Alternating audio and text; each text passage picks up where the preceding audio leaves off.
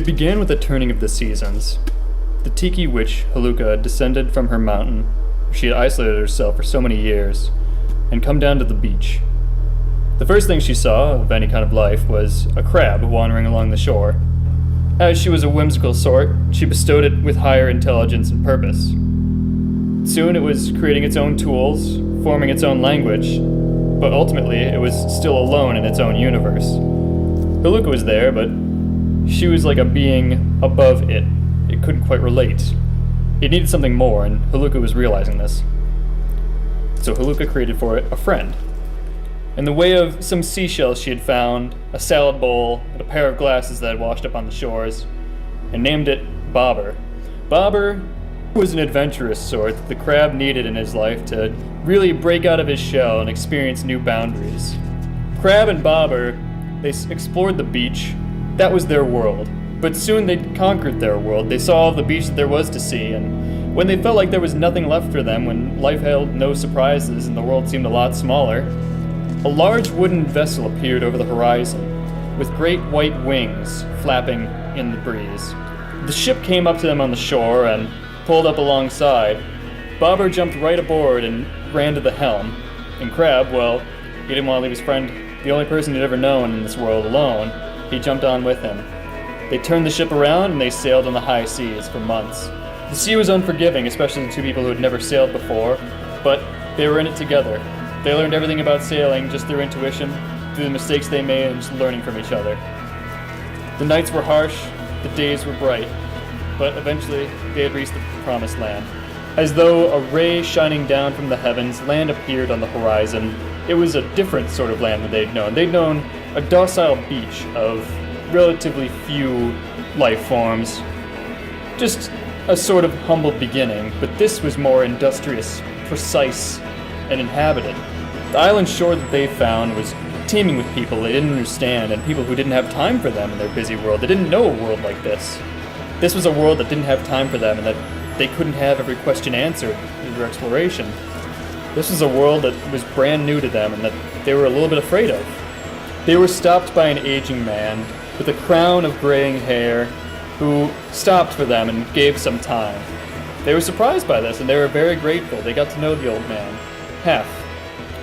Hef was retired, how he explained it. Didn't have much to do but to sit along the shore and watch time go by. But with the two of them, he'd found sort of a new purpose.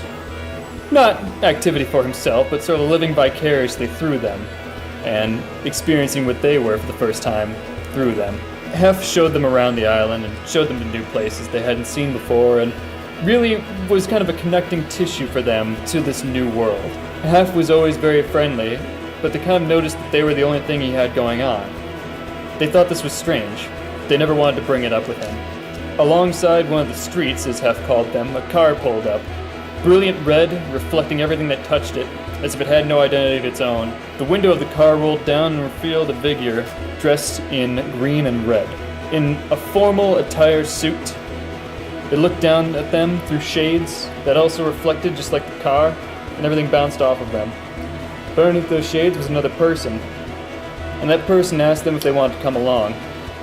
They weren't sure what that meant, but they saw no reason not to try something new. Three of them got into the car, and before they knew it, they were all wearing these red and green suits, these formal attire, and they were all driving these cars of their own. Soon they were in a larger group of people just like themselves who'd started from humble, docile beaches and gotten swept up in the confusion of the cities with maybe a helping hand like Hef, but some of them didn't even have that. But they'd all come together to the Noodle Bowl. The Noodle Bowl was not some kind of dinner affair, and it was not some kind of culinary sort.